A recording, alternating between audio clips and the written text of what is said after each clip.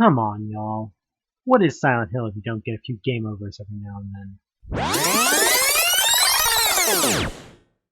Nothing is in the room.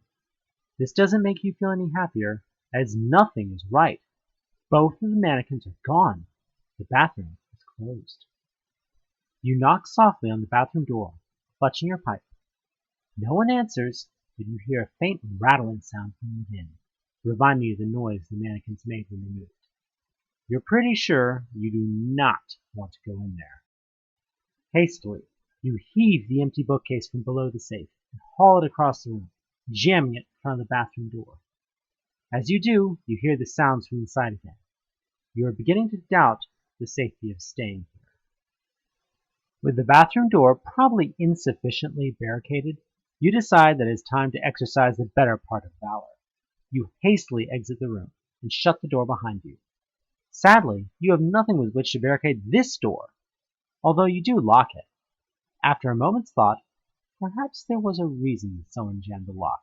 The hall is empty. You're not sure where to go next. Eager to get away from the room with the mannequins, you shake hands with the knobs of the first door you see. It's stuck. It's then that you remember that almost all the doors on this floor are stuck, and the big door out to the rest of the floor is locked. The rooms that aren't locked or stuck you've already been in.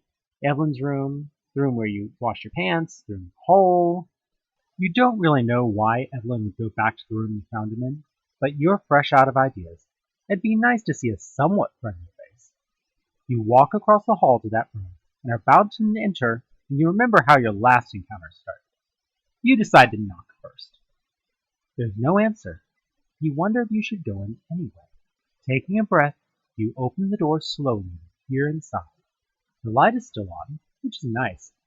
However, the room it illuminates, well, you're not sure, but you think it looks somehow different than it was before.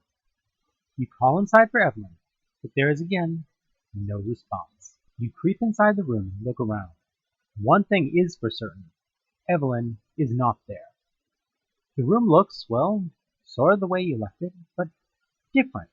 The walls and carpet are the same color, but the window was barred before. Now it's bricked up and has curtains. The bed also, you remember looking a lot more sterile and forbidding. You wonder what could have happened to change the room like this. You decide to raid the bathroom for stray toiletries and whatever else you might find in there. One problem with that plan is that this hotel room doesn't seem to have one. You find that ridiculous.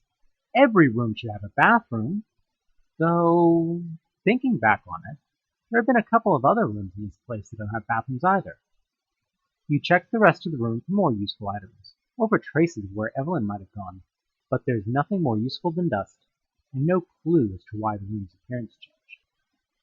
Feeling rather annoyed that you seem to have entered this room for nothing, you decide to make your own purpose. You grab the lipstick out of your bag and find an optimal section of wall right above the bed. You hastily scrawl out the only message that makes sense to you at this point in time. Hopefully, if Evelyn comes back in here, you will at least be assured of your continued existence. In the spirit of thoroughness, you meander over to the window to test its solidity, on the off chance it might be nothing more than just a troublesome illusion. You reach out your hand cautiously. The bricks are hard and rough under your finger. You are satisfied that they are as real as anything in this place is. Unable to find anything remotely useful left to do in that room, you leave, deciding to check out the bathrooms on the third floor. At the very least, you can take care of the problem that has arisen from slamming those two health drinks. You lean against the door with a sigh, getting your breath and your bearings before heading back from this weird tunnel. And your phone rings, startling the hell out of you. Tired of this phone bullshit, you whip it out of your pocket and check the ID. It's the odd number again, which means it's the creepy phone number. You don't want to talk to her again, but you don't want to leave the phone ringing either. You snap the talk button and growl in the phone. Okay, lady, I really fucking had... The woman cuts you off, ignoring your virgin tirade altogether. Time's almost up. Tick-tock. Then she hangs up on you. What a bitch. Tick-tock? The woman, damn her eyes, hadn't mentioned a damn time limit before. You check the time on your phone. Who the hell knows how long you'll have? The phone's display seems to be malfunctioning. You can see the time clearly, but everything else is reduced to flickering digital blocks. 3:22? Can it possibly be that late? I don't think it feels that late. Maybe it means something else. With a sigh, you put your cell phone away. 3:22, you recall from your map, is one of the 3 rooms that are crossed out. You already know 3:21 has the border up windows. Might as well check the others. Hating the feeling of both wandering around at random and of being mysteriously led by the nose, you cross the hall and head back in the room with the hole. Reluctantly, but with resignation, you crawl through. The tunnel this time seems straightforward. It deposits you back in the usual room without screwing with physics or sending you strange otherworldly visions. Entering the hall with caution, you find it empty, and hurry down it towards room 322. You feel a growing apprehension as you enter this part of the hotel.